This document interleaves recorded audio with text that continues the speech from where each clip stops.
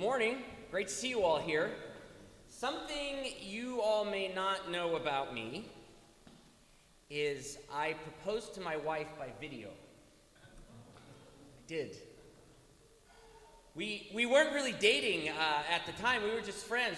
We were close friends, but we lived 4,000 kilometers apart. And I won't go into this story, but I realized that I was in love with her and I wanted to spend the rest of my life with her. And I couldn't wait. I was going to see her in a couple months, but I couldn't wait. So I sent her a video proposing, and surprisingly enough, she agreed. And I proposed in May, but we weren't going to see each other until July. And the interesting thing is that we were close friends, but we never really talked on the phone. We would exchange letters. This was back in the day of real paper letters. And we would write to each other and send a letter. It would take a week to get there, and then we'd get the letter. We'd reply, and it'd take a week to... So we exchanged letters a couple times a month. But never really talked on the phone much. And something happened after we got engaged, after the video, after we confessed our love for one another. We had to speak on the phone every day.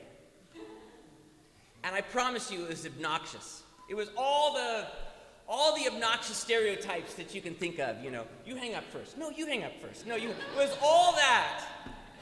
And it was like it just happened. We didn't need to do it before, but something changed. We were different. And we would always end up saying when we were on the phone, every day on the phone, I can't wait until July. I can't wait until July. And we were talking every day, and I can't wait until July. And it was this anticipation to see her for the first time. Wasn't the first time, but the first time being in love. And the anticipation changed our behavior. I think about this anticipation when I read passages like this one from the Gospel of Mark that we just heard. Now, you're thinking, wait, Frank, what are you talking about? This passage is about an apocalyptic end of the world, about the sun being darkened and the stars falling from the skies and the Son of Man coming in clouds. How could this possibly remind you of getting engaged? This passage from Mark 13, it essentially says to us three things. It says, number one, there will be these extreme apocalyptic events, and they'll be marked with suffering. And then it says, and kind of like a fig tree shows us that summer is near, there's going to be signs that the end is near. And then it says, but don't think that you can guess when that end will come. You can't, so you have to stay vigilant. That's what this passage tells us. How could that possibly remind you of getting engaged, Frank? These verses start with a sentence that says, in those days after the suffering. Now, as a curious person, the very first thing I ask is, what the heck is that talking about? In what days? In what suffering? And if you look back a few verses, the context of this passage, it talks about a time that will come that it refers to as, are you ready for this one? The abomination of desolation. And it says, when it comes the abomination of desolation, run for the hills. That's Jesus' words. That's what he says in the verses leading up to today's passage. The abomination of desolation. Boy, that sounds ominous. That term, abomination of desolation, it refers to something from the book of Daniel.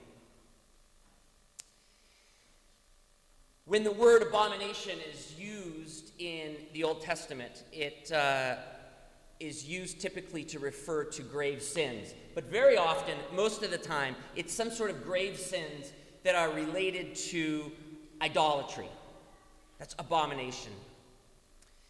And Daniel uses this term, the abomination of desolation, when he talks about a time that some people had entered into the temple and they defiled it with idolatry, some sort of worship that included pigs and some things like that. And so they defiled the temple with this abomination, and it was the place became desolate because it had been defiled. And so this term, abomination of desolation, it was understood to refer to the destruction of the temple in Jerusalem.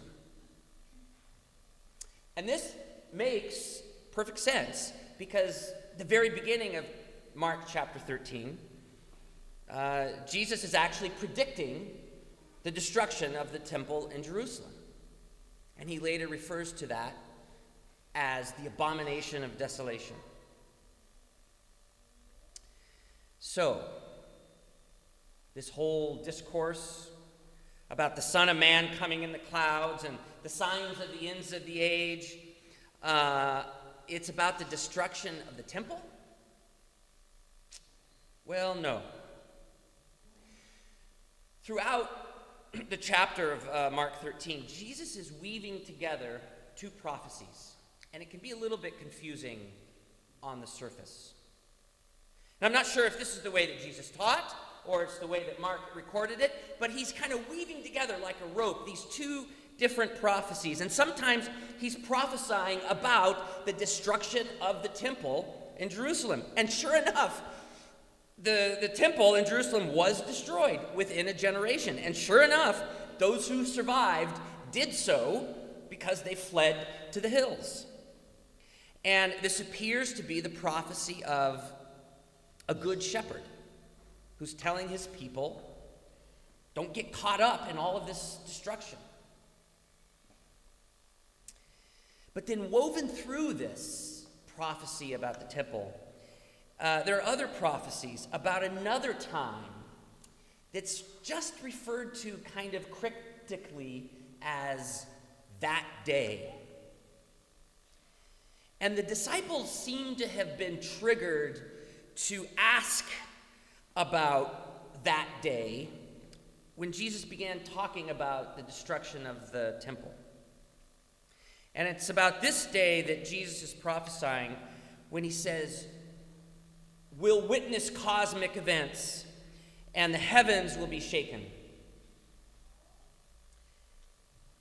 Far less is known about this day and the specifics of it. And we're even told that about this day, we don't really know when it'll come. We don't know the day or the hour. I've told this story here before, but it's worth repeating. When I was at university, I was living in Los Angeles, California, and there was a local teacher there who was got some traction. I didn't know who he was, but he had written a book that was called The End Will Come in October of '88. Gives you a little clue how old I am, but he said in this book, the title was something like that, The End Will Come October of '88. There were advertisements on the Christian radio about this book. There were seminars that were held, in hotel conference rooms about the summer of '88, and this guy was putting together in his seminar through all these books this biblical numerology about why he was convinced that Jesus would return in October of '88. And there were billboards all over the city. Jesus will come back October of '88. The advertisement said, the Bible tells us that no man can know the day or the hour, but that doesn't mean that we can't know the month.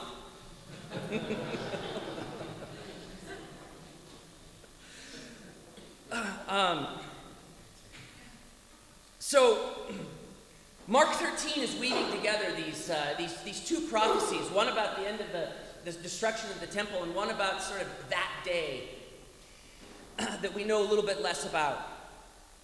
But this chapter in Mark, it doesn't just weave together two different apocalyptic prophecies.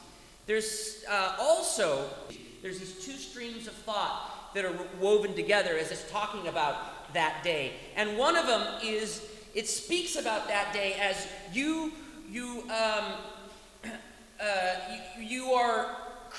Christians, you need to prepare for an imminent apocalypse. That's one of the streams that's throughout these passages about these verses about that day.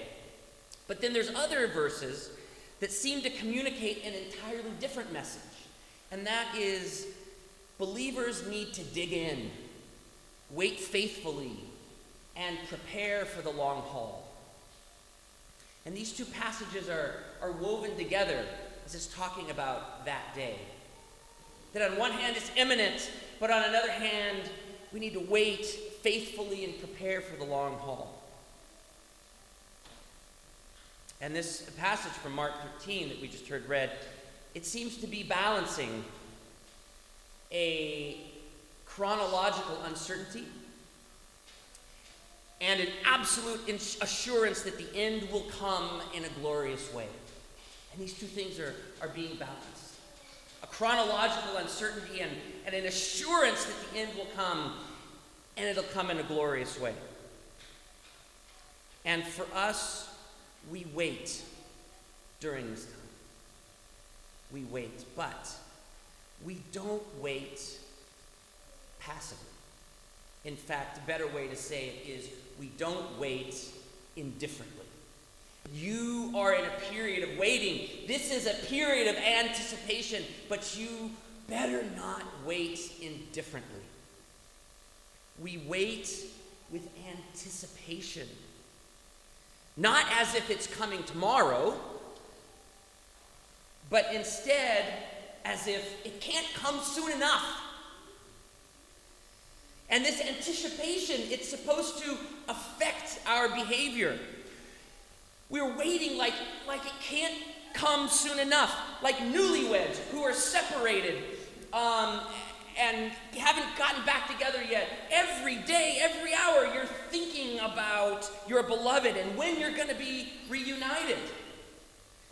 What kind of other thing do we anticipate so strongly? This idea that we keep awake for you don't know when the master of the house will come. This is an anticipation of love. It's an anticipation for our beloved. And this is why it reminds me of that story about getting engaged. And how as soon as our love was expressed, we couldn't stop talking to one another. We couldn't stop saying, I can't wait until July. Anticipation affects our behavior.